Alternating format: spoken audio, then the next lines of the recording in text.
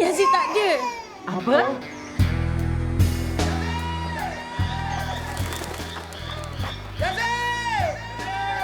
Assalamualaikum. Yazid, balik Pak Yazid. Mudah-mudahan Ratu maju dan nak raya dah ni. Sekian, terima kasih. Yazid, mana Yazid?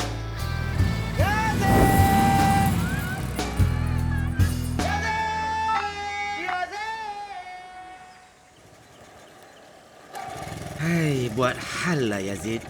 Habis sekampung cari engkau ni Yazid.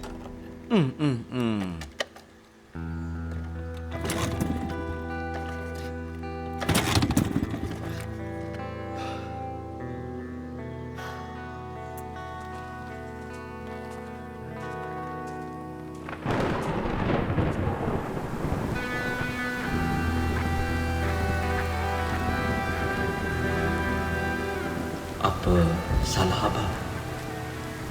Kenapa Ayu tak faham abang?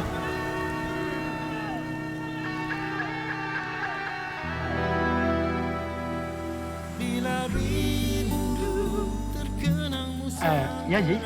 Ya. Pakcik. Baik sungguh hati kamu, ya. Terima kasih hari itu menolong Uncle. Terima kasih Tuhan Ali, betul kan pilih Aunty. Ayu dah faham.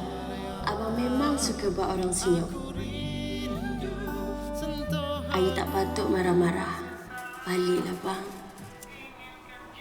Tak nenas. Kuih ni Abang Yazid suka sangat. Kalau dia ada, mesti dia jamu satu kampung masa raya nanti. Mana taknya. Tengoklah harga dia. Kalau nak Aziz kembali, kenalah belikan.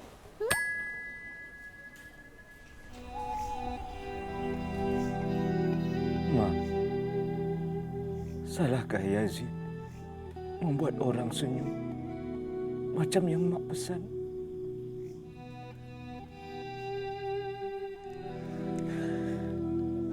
Bismillahirrahmanirrahim.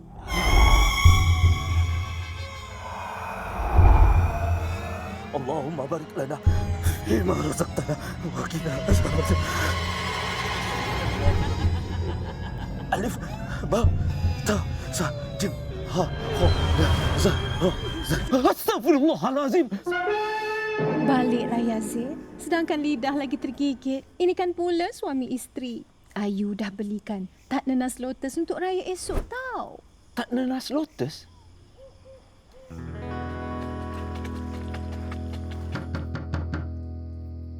Abang Yazid. Rizky, ayah dah balik.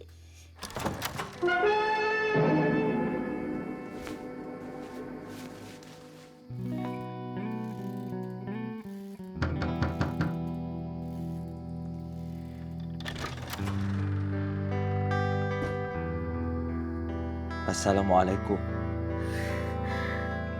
Abang Yazid.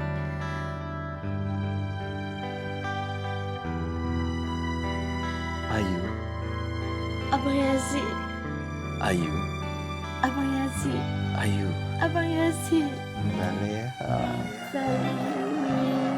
Cik Long. Dah cukup korum nampaknya. Bolehlah kita beraya.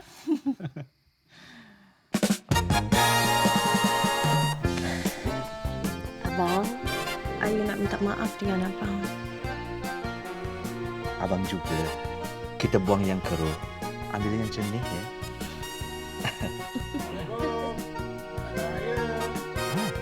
Tetamu dah sampai. Mari. Mari. Rizky anak ibu.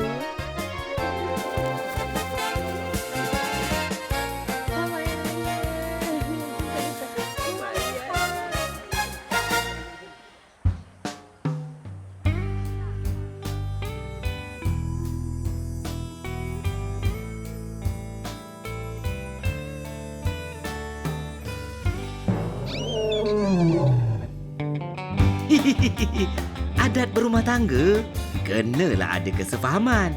Bila saling bermaafan, barulah mengukis senyuman ekstra bernilai.